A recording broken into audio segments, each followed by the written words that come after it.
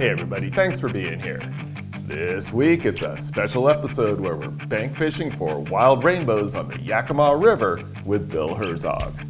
Now, if you want to learn how to catch more fish, stay tuned. I'm Justin Wolf and this is Angler West Television. The fall colors mean the fish are looking for big meals. We're on a lower section of the Yakima River with Bill Herzog and Lucas Holmgren. I love the trees this time of year, man. This is the prettiest place. When the aspens and the cottonwoods are all turning bright yellow. And the trout are so aggressive, they feel the urgency of winter coming, and they gotta eat. We like that. You know, this is a single hook only river right here. So I have to I have to modify my Rooster Tails. What I do is I put a small #2 split ring on there. I use a pair of dikes and I cut the treble hook off. And I'll take a small #2 split ring and put it on there, and then a real tiny #10 swivel, and then a #4 or a #6 single sidewash hook on there. And that seems to, when you drop it back a ways like that, it gets the nippers. So they'll nip at it, and this way it always gets them. But I like to use a smaller one because you get bit more with the smaller Rooster Tail in here. I put a little weight on there. What that is 1/8 ounce hollow core on the line, so it doesn't damage the line at all. I just slide it on there with a bead to protect the knot, and about 2 feet of 8-pound test fluorocarbon. And away we go. So Bill, what am I working with here today with these jigs? You're gonna catch big fish. I'm gonna catch a big fish. What's the hook? What size hook are we looking? That's a #1. That's a #1. Cool. Gamakatsu. Okay. Cool. And I make these. I pinch 1/8 ounce split shot on there. And these are quite an ordeal to make. I just put the heads on there, then I paint them with nail polish, 2 coats. And then I tie them on from there. I put the tails on first, which are always rabbit. And you'll notice on the rabbit how I make kind of a diamond point on the end there. I was shown that by a great fly fisherman, steelhead fly fisherman. He goes, if you leave that square, it doesn't have the same action. He says, when you cut them like this and make a little point on them, the rabbit fur moves more. So all these things I've learned from everywhere, even from saltwater, from steelheading, it all trickles down to the same thing. And that little collar on there, you can see the red in there. It looks like gills. They're going to eat that thing. And I'm going to show you right where an 18-incher lives, and you can catch him. What do you say? That sounds good to me. You know, he's coming right here, anywhere you want. Yeah, he'll be. You see see the log right there? Yeah. He'll be right out in the middle of the river. Right there. See where that big chunk of foam is right out there? Okay. Here, he'll be right there. How long do I want to let it sink for? Just let it 1001, 1002, start working it. Oh, dude, Bill was right. There he is. That was first cat. Oh my goodness. Beautiful. Bill wasn't kidding. Gorgeous. Wow. Oh my goodness. I'm done. I don't need to fish anymore. This is such a gorgeous fish that just made my day, my week, and probably my rainbow trout year. That was cool. No reason to stress a catch and release fish. So a little underwater grab, pop it out, boom.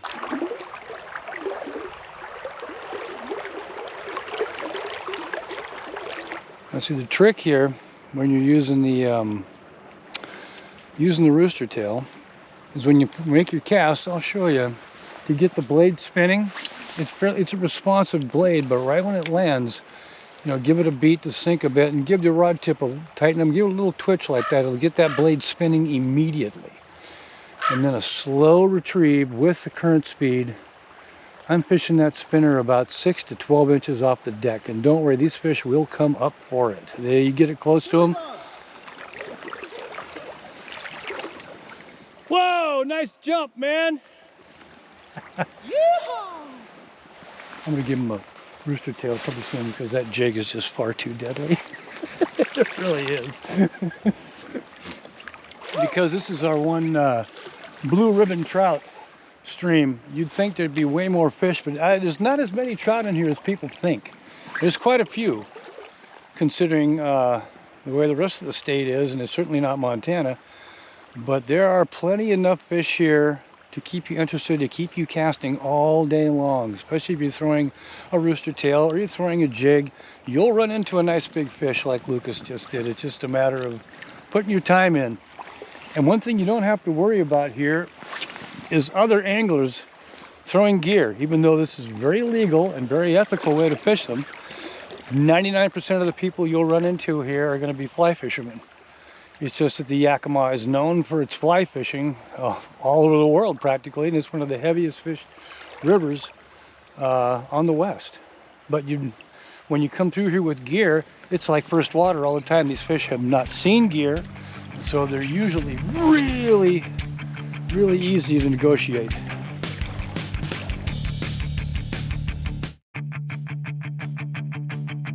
Welcome back to the Yakima River. I'm Justin Wolf.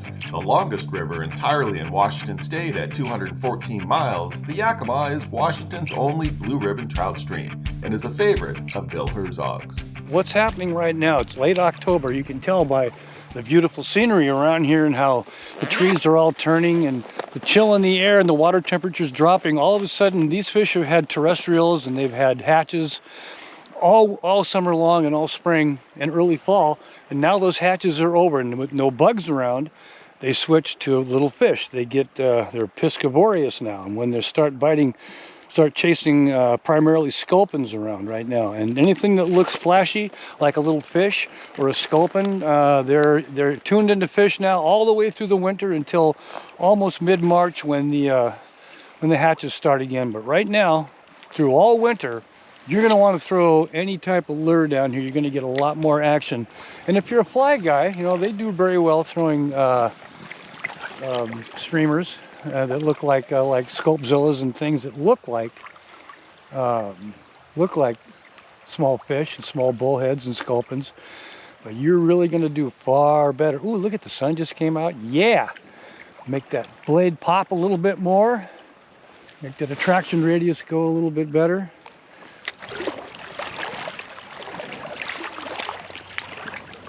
If you really want to run some numbers up, float and fish out of the drift boat as you go along through here. You'll be embarrassed. You really will. You hook so many fish because you can fish every single pocket, everything along here. Okay, now I'm getting into the fish. If he hasn't stung them all down here, we should get one. Come on, baby. Ooh, that was a good bite. That was a good bite. Took drag. I took that drag pretty tight. Swing and a miss. Right.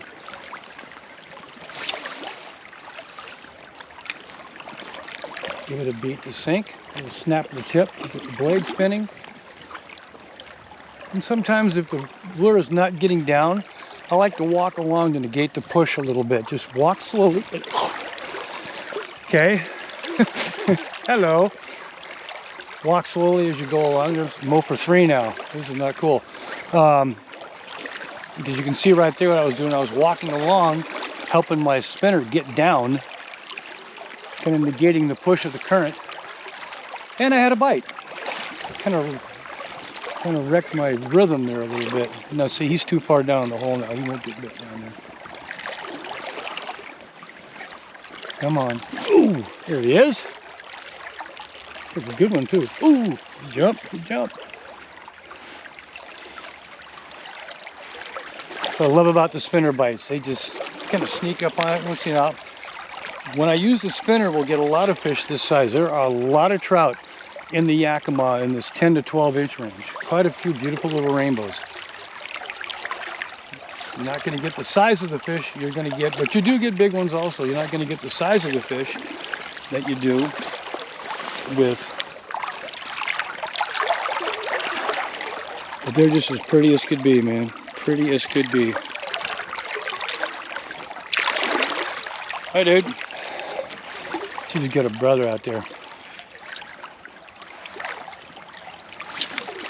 The jigs look like a sculpin, like with big fish key in the sculpins, whereas the spinner could be anything. It's strictly an attractor.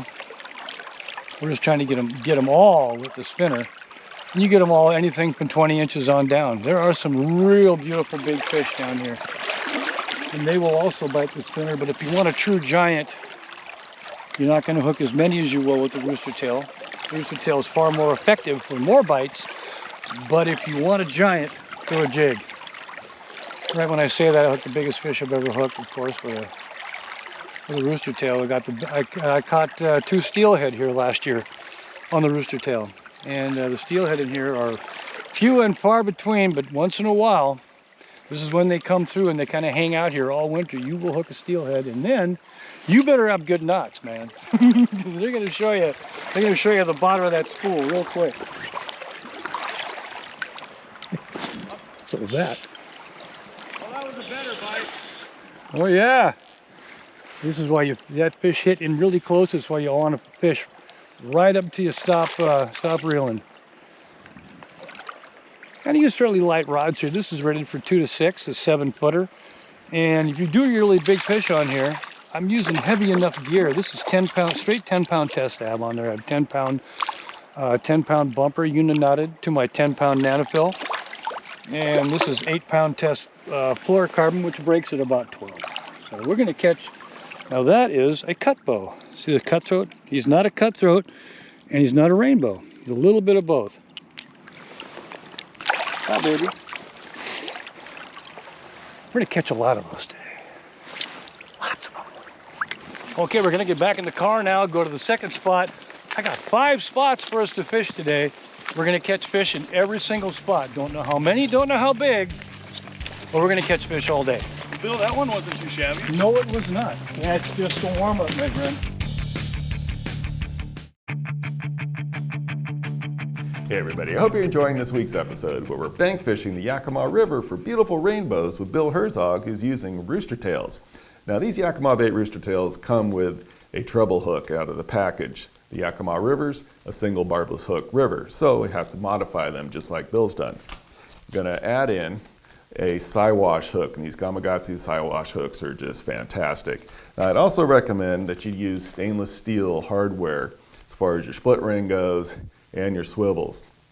Fishfield makes these awesome SST, all stainless steel components. So your swivel and your split ring is 100% stainless steel, which is not going to corrode like a lot of the other swivels will do, and they're just going to do a really nice job for you. These are very nice products, and the swivels go from size 1 all the way up to size 8. Really a good deal.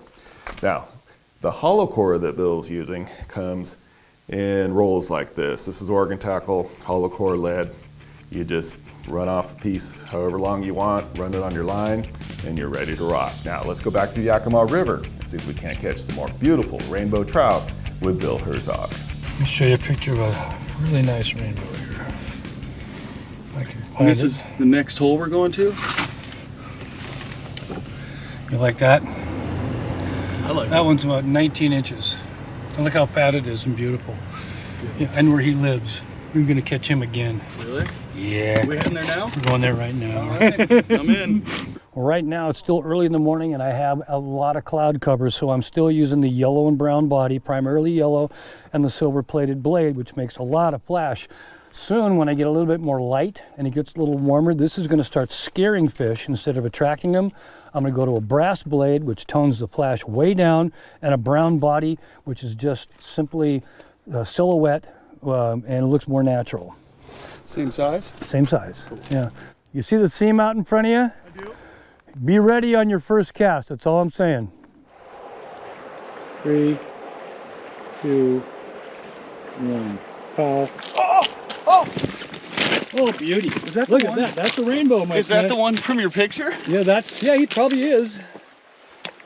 How do That's as big as they get, dude, right there. Nice fish, beautiful fish. Oh, Yeah, look at that, huh? Oh, What do you think? Big sculpin eater, man. Big sculpin eater. Put him up here so all the people can see. Just want to keep him nice and safe. That is so beautiful. He Nice fish, destroyed dude. that.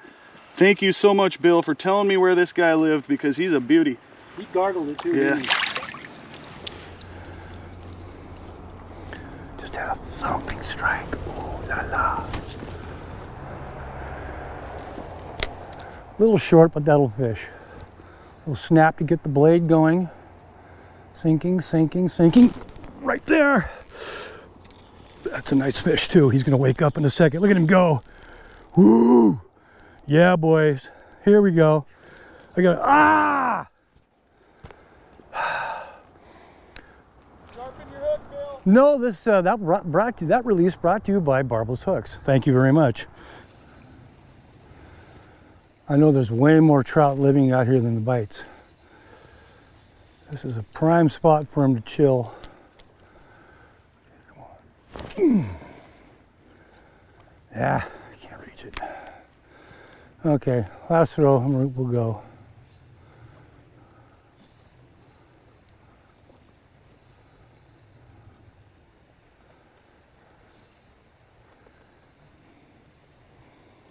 But you'll notice, first couple casts, first cast, second cast in here, if they're here, bang. If they don't take, go. Go find them. And the most important piece of tackle you own is not a lure, it's not the line, not the rod, not the reel, it's this. You can have a $500,000 boat and tackle without a hook sharpener, without that ultra razor sharp needle surgical point on there that gets the nippers, and that light bite that'll hang on long enough for you to get that hook set, and also to drive the hook home so you get purchase without a hook sharpener. Now feel that point now. Yeah, oh yeah. Acceptable? Oh yeah. Now you're not going to miss any That's fish. that fingernail biter type. Yeah, I like that's that. right. And you're not going to miss any fish now. All right, cool.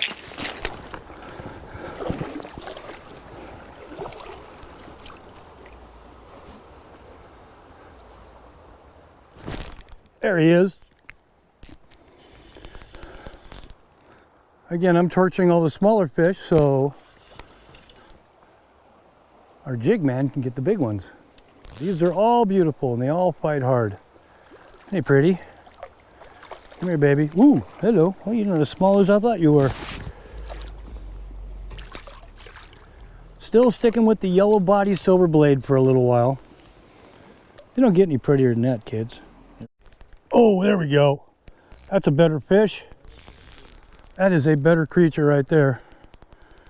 Of course, you keep thinking you got a big one on here, and a little 14-incher will just beat the devil out of you. I love how they strike. I love the strike. It's all about the grab on metal, kiddies. Ooh, see, it's not that big. But because they're wild fish and they fight hard, they're all beautiful. Every one of them. Yeah, see, I thought he was bigger, but they fight bigger than they really are. Aren't they gorgeous? Beautiful. Beautiful Yakima River rainbows. This is pretty as could be. Perfect fins, little orange tips on them. Gotta love it, man. Gotta love it. Really gargled it. Bye-bye, baby. Thank you.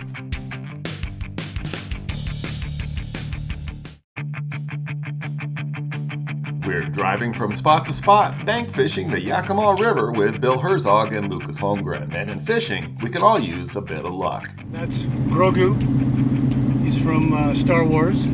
Of course, you know this guy, Kal-El, from the planet Krypton, Man of Steel. The S means hope. And this is Smelber. He's my little buddy. I've had him since I was 12 years old. He's 50 years old. He goes everywhere I go. He is my good luck charm. I will not go anywhere without Smelber. Right where that metal post is right there, the ledge starts. Above that, it's deep all the way in towards shore, all the way up to the gravel bar. Once you get to that metal post, a ledge sticks out and this fish lay right along the edge, right in the middle of the river, and you will lose gear if you let it go into the ledge, I promise. We're going to jig here, mainly because of the type of water we're fishing. We're up high and it's deep and close, and it's very hard to work a spinner in this type of water.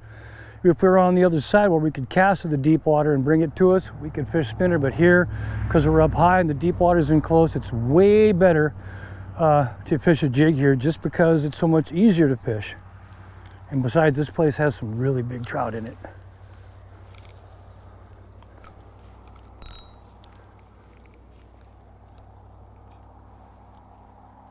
You don't have to move the rod. See, I'm moving the rod tip just a little bit.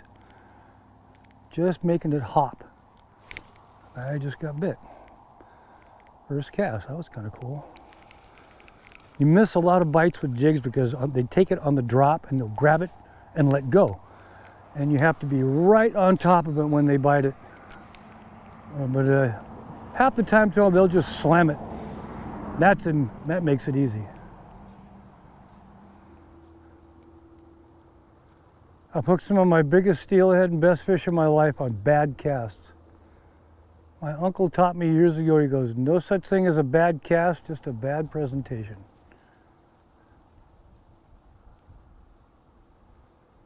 Tell you what's fun to do in this hole is to plug it with little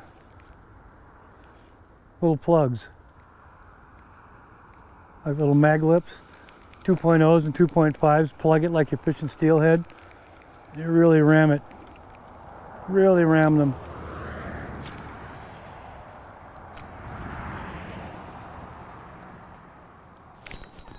Oh, there we go, big fish. Nice one too. That's a good one. You bet. Finally. That one's got a little pack to him, kiddies. That one's got a little pack. He's just thinking about how to kick my butt right now. That's one of those ones you were talking about. Yeah. See, I'm telling you, you don't get anything smaller than that. Right there, aren't they pretty?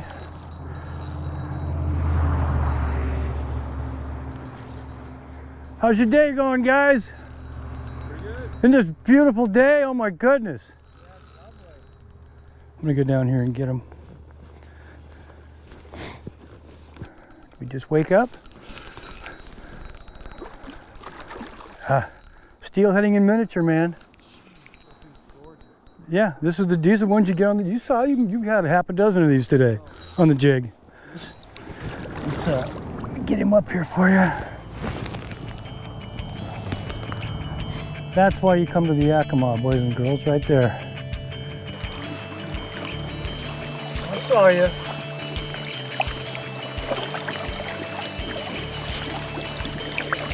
Ooh. There you go, Bill.